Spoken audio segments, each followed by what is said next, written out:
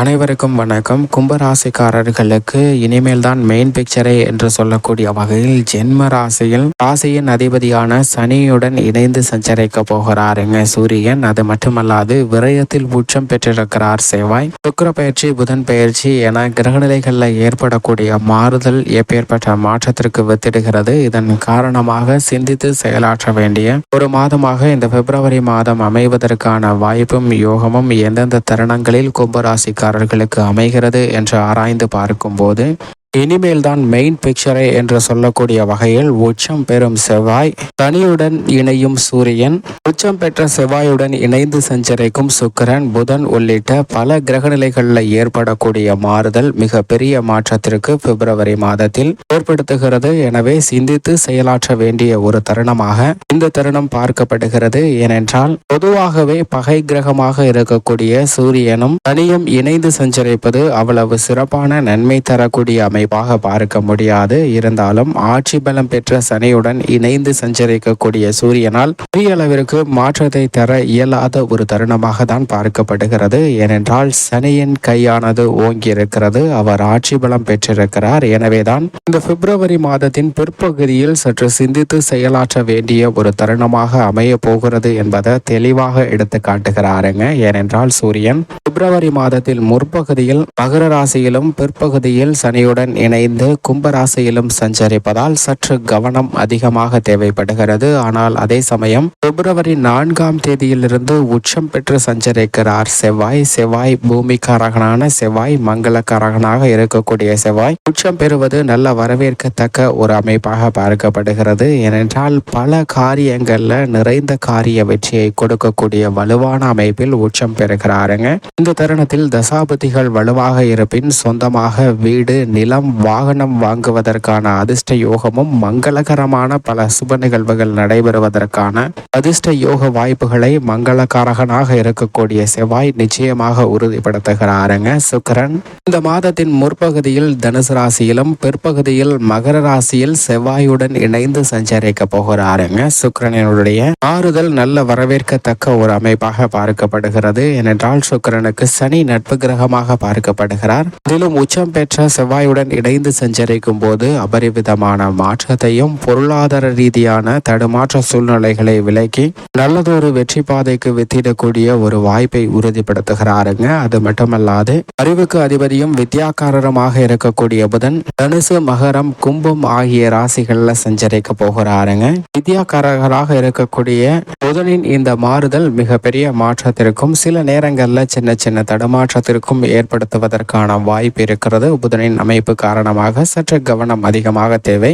சந்திரனின் அமைப்பை பொறுத்த வரைக்கும் அஷ்டமத்தில் சஞ்சரிக்கும் போது மட்டும் சற்று கூடுதல் கவனத்துடன் இருக்க வேண்டும் என்பதை உறுதிப்படுத்துகிறாருங்க. ஏனென்றால் இந்த மாதமானது மிக முக்கியமானதாகவும் மகத்துவமாக நிறைந்த ஒரு மாதமாகவும் பார்க்கப்படுகிறது. சனியுடன் இணையக்கூடிய சூரியனின் அமைப்பு காரணமாக உதாரணமாக ஒரு மாங்கனியை சுவைக்க வேண்டும் என்றால் ஒரு மாமரத்தில் பூ பூர்த்ததற்கு பிறகு அது பிஞ்சாக மாறும். அந்த பிஞ்சு பருவத்தில் அந்த மாங்கனியை சுவைக்க முற்பட்டால் கசப்பு தான் நமக்கு ஏற்படுமே தவிர அதனின் சுவையை உணர்ந்து கொள்ள முடியாது. ஆனால் அதே சமயம் சிறிது காலம் காத்திருந்தால் அது தனியாக மாறுவதற்கு முன்னதாக மாங்காயாக மாறுங்க. அந்த மாங்காயாக இருக்கும் போது அதை சுவைக்க ஏற்பட்டால் புளிப்புடன் சேர்ந்த இனிப்பு சுவையும் கொடுக்கக்கூடிய ஒன்றாக இருக்கும். அதுவும் வாழ்வில் நல்ல பலனை விரும்பத்தக்க நிகழ்வுகளையும் ஏற்படுத்துங்க. ஆனால் அதே சமயம் கனிந்த காலம் வரைக்கும் காத்திருக்கும் போது அதன் சுவையை நாம் அளவற்ற முறையில் முழுவதும் இனிப்பாக தித்திப்பாக சுவைக்க முடியும் என்பதுதான் இந்த பிப்ரவரி மாதத்தில் ஏற்படக்கூடிய கிரக நிகழ்வாக பார்க்கப்படுகிறது. ஆனால் அதே சமயம் நாம் காலம் தவறி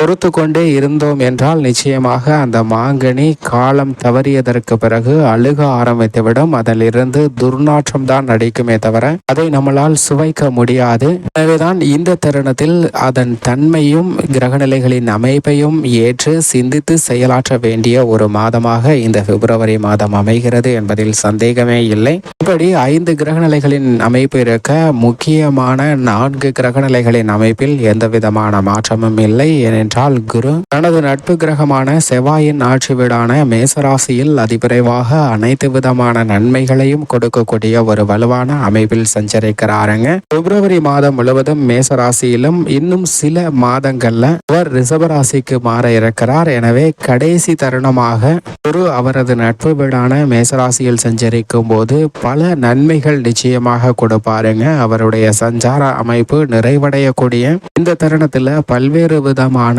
மாற்றங்களை நிச்சயமாக சந்திப்பதற்கான வாய்ப்பை ஏற்படுத்துகிறார். குருவின் சுப பார்வையும் அபரிவிதமான வாய்ப்புகளை வாழ்க்கையில் ஏற்படுத்தி கொடுக்கக்கூடிய ஒரு தருணமாக பிப்ரவரி மாதம் அமைவதற்கான வாய்ப்பை நிச்சயமாக உறுதிப்படுத்துகிறது. அது மட்டுமல்லாது சனி ஆட்சி பலம் பெற்று சஞ்சரிக்கிறாருங்க. தனது சொந்த ராசியான கும்பராசியில் ஆட்சி பலம் பெற்றிருக்கக்கூடிய சனியின் அமைப்பு காரணமாக அனைத்து விதமான காரியங்களிலும் நன்மை நிறைந்து கிடைக்குமே தவிர பின்னடைவு எதுவும் இல்லை.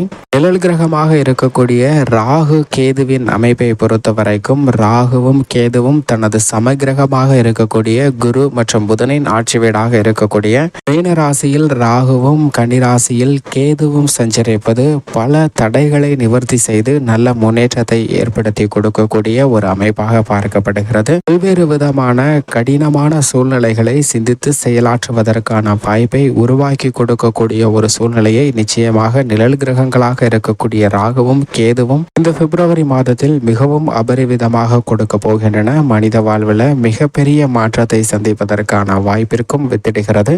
இப்படி பிப்ரவரி மாதத்தில் கிரகநிலைகளின் அமைப்பு இருக்க கும்பராசிக்காரர்களின் குடும்ப சூழ்நிலையை பொறுத்த வரைக்கும் இந்த தருணத்தில் நிச்சயமாக 3ஆம் இடத்தில் வீற்றிருக்கக்கூடிய குருவின் அமைப்பு காரணமாக பெரிய அளவிற்கு சிரமம் இல்லை என்றே சொல்ல விடலாம். ஏனென்றால் இன்னும் சில மாதங்கள்ல குறிப்பாக மார்ச் மாதத்தை தவிர ஏப்ரல் மாதத்தில் இருந்து மிக வலுவாக சுகஸ்தானத்தில் அமரப்போகிறார். எனவே குருவின் அமைப்பு காரணமாக நல்ல பலன் நிறைந்து கிடைக்கும். ஆனால் 7தை சனியின் நடுப்பகுதியாக இருக்கக்கூடிய இந்த தருணத்தில் ஜென்ம ராசியில் மிகவும் வலுவாக அமர்ந்திருக்கிறாருங்க சனி. அது ஒரு சாதகமற்ற அமைப்பாக பார்க்கக்கூடிய இந்த தருணத்தில் அவருடன் இணைந்து சஞ்சரிக்க போகிறார் சூரியனும். எனவேதான் இந்த தருணத்தில் அதீத கவனமும் விழிப்புணர்வும் மிக முக்கியமாக தேவைப்படக்கூடிய ஒரு தருணமாக பார்க்கப்படுகிறது. அது மட்டுமல்லாது ராகு கேதுவின் அமைப்பும் கும்பராசிக்காரர்களுக்கு ஒரு சாதகமற்ற அமைப்பாக தான் பார்க்கப்படுகிறது. அஷ்டம ராகுவால் அதீத கவனம் தேவைப்பட வேண்டிய ஒரு தருணமாக பார்க்கப்படுகிறது. என்றால் அஷ்டம கேது சற்று தடைகளை அதிகமாக ஏற்படுத்துவாருங்க.